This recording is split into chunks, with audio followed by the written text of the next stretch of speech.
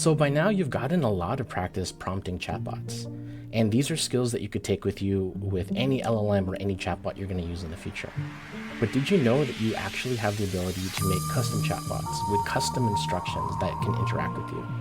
In today's video, we're going to learn how to make custom chatbots using Gemini's gems.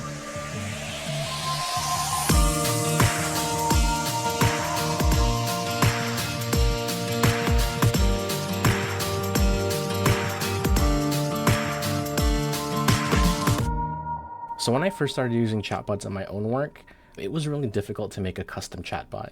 It either cost too much or you had to really know how to program these things.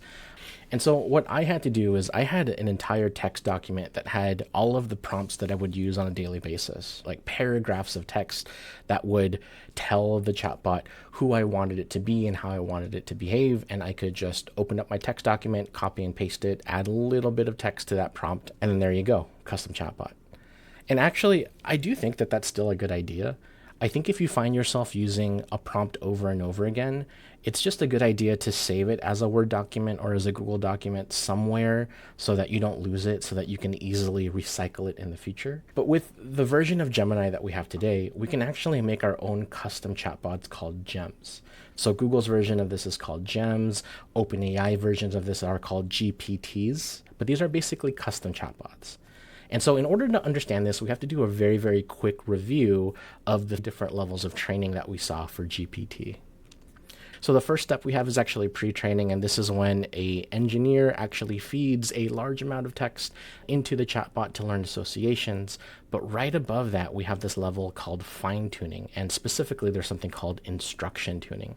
Now, when we're talking about instruction tuning, this is where an engineer can go in there and say, chatbot, I want you to behave a certain way. I want you to act like a helpful chatbot. I want you to ask questions. But there are a whole bunch of these custom chatbots that smaller companies use that barely touch that level of training, but have the same effect.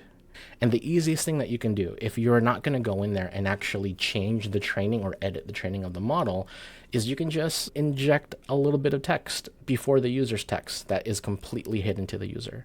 So for example, if you are a textbook company and you have an AI chatbot, what you might do is take the user's text, for example, like, oh, explain to me this concept in biology. And before you feed that into your large language model, you might actually have a hidden instruction go before that saying, make sure you don't give the student answers, be very helpful, act like a helpful teacher, and try to explain the concepts as clearly as possible. That kind of customization of the chatbot is actually fairly easy to do. And so that's what we're going to do today. You can make custom chatbots for any given purpose that you want. Maybe you want a custom chatbot that will help you specifically write this paper. Maybe you want a custom chatbot that will help you specifically study for this class. You could totally do that. What I want to do today is use some of the work that we did previously when we defined what a good research partner is, and actually make a research partner chatbot, again, using Gemini's gems. So the first thing that we want to do is we want to go to Gemini, and remember, we could just paste in a whole paragraph of instructions here, like, I want you to behave this way, I want you to give me this feedback, here's my actual question. Or we could even input in the prompt some of our own text. You saw me last time inputting my outline into Gemini to help me figure out how to improve that outline. But if you have a purpose that you're doing multiple times over and over again, you could actually make a custom chatbot that remembers the instructions. And so here's how you do it. You click on these three lines over here at the top left-hand corner on the expand menu. And what you'll see is there's this button called Explore Gems. Now remember, gems are just what Google calls their custom chatbots. And so what we want to do is actually explore the gems, and you'll see that there are a couple of pre-made gems in here. So if you want to see what they can do or what they can be used for, go ahead and experiment with any of these. There's a career guide or a coding partner over here. But you can actually make your own gem by clicking New Gem. And so here is the input that you'll see. You have to give your gem a name, right? It doesn't really matter what the name is, but you just want to make sure that you know the purpose of this chatbot. So I'm just going to say, your name is Research Partner. And now we can give it instructions. And again, you can even see in this text back here, we're basically giving instructions to this chatbot that this chatbot will remember, that it will have every single time you interact with it, so you don't have to copy and paste it. And so what I want to do is I want to say, I want you to act like a research partner that has the following qualities. And so what I'm going to do is I'm going to go back to my paragraph that I wrote. I didn't show you this, but I also wrote a paragraph of what I think makes a good research partner. So I'm just going to copy and paste that down here. And in case you want to know what I think makes a good research partner, it's one that provides constructive and balanced feedback, always sharing pros and cons of ideas, someone who's willing to directly address what isn't working and suggest improvements. I want someone who's an active listener. I also want someone who possesses a deep understanding of the scientific method and hypothesis testing, ensuring that the research design is rigorous and conclusion drawns are sound. I think those are very important qualities of a research partner. And so what I want you to do is I want you to go back and find your paragraph that you had summarized and basically put it into the instructions just like this.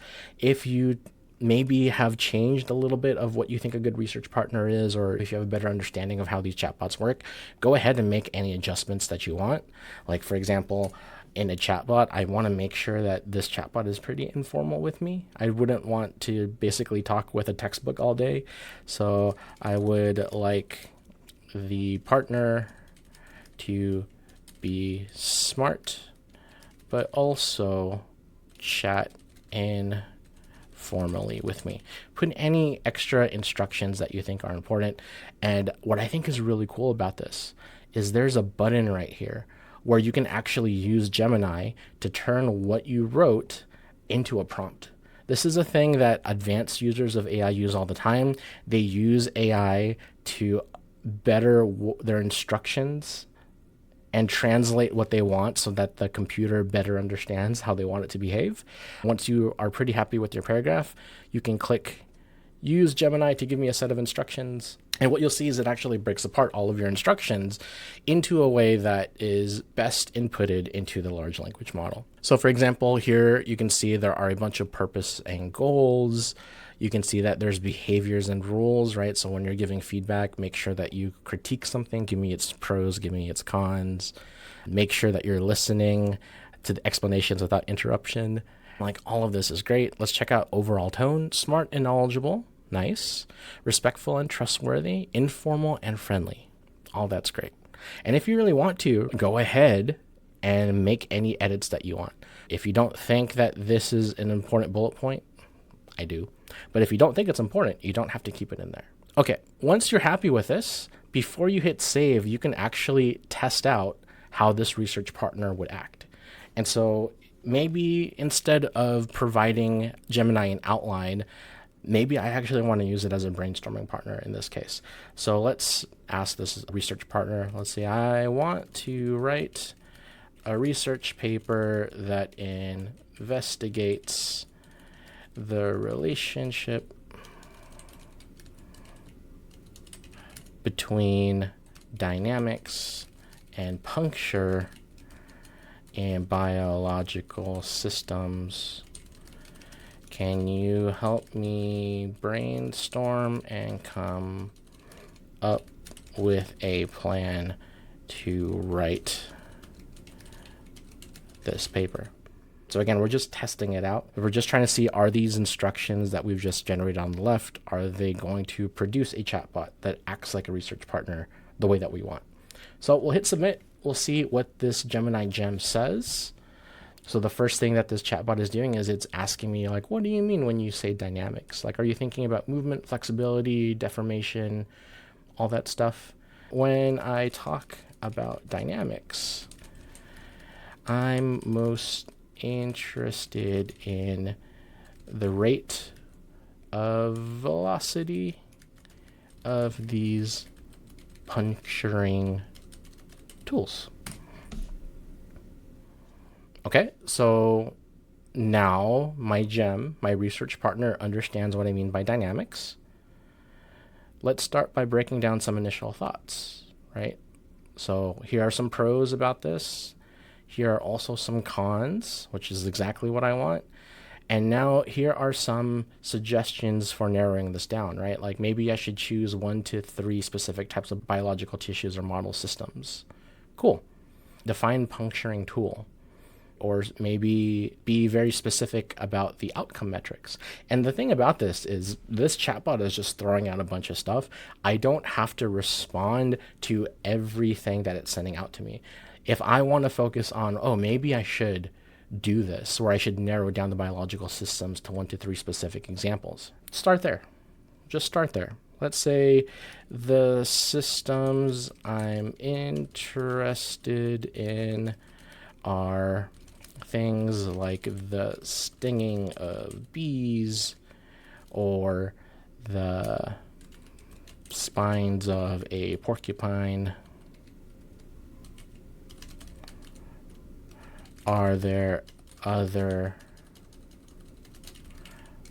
examples you can think of? Okay, so we got some text.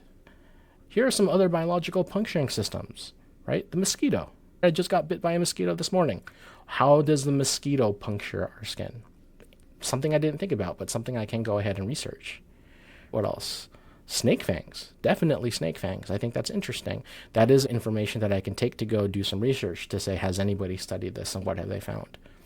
And so what you can see is with this chatbot, we can now just have this back and forth that helps me try to identify my ideas and helps me try to understand what I want to write about, what I want to research, what I want to pursue scientifically.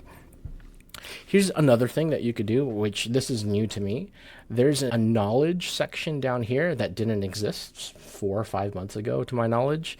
And what you can do is you can add up to 10 files for the gem to reference. So this is behaving like a mini notebook LM. It's like a mini RAG system where we can add 10 different files that this can reference. If we are trying to write a paper, we could include 10 different PDFs, or we can add some documents from Drive if we take a note, so we could do it that way. But again, this is just sort of acting like a miniature notebook LM system that's going to be really, really helpful to work with. Okay, I am happy with this gem, so I'm going to hit save. And so now what that does is it creates this research partner, this gem. It was created, and I can start chat. And now we see that it doesn't just say Gemini, or it doesn't say welcome Michael. It says research partner. This is a specific gem that I pre-programmed in. And now I don't have to tell it what I want it to do or how I want it to be. It's already pre-programmed and hidden in there in this hidden pre-prompt that I don't have to do anymore. Now I can always go back and change that, or I can go delete this gem if I want to. But, let's say I want to learn more about the dynamics of protein stretching. Completely different contexts, right? But now you can kind of see, because I've given it some pre-instructions, we have that's fascinating research, what happens at the molecular level when a protein stretches. There's conformational changes, there's changes in secondary and tertiary structure.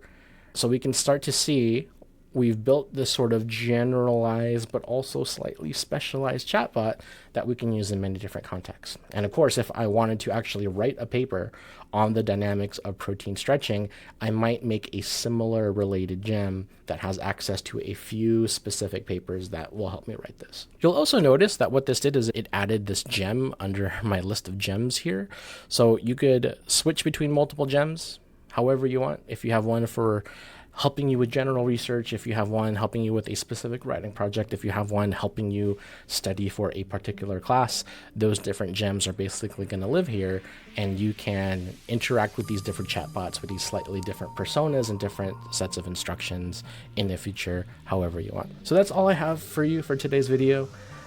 Not that different from what we've been doing in the past, but just a way that we can kind of shortcut this so that we can just easily jump into chatting with these chatbots in the future and have that be as useful as possible. All right, we'll catch you in the next video.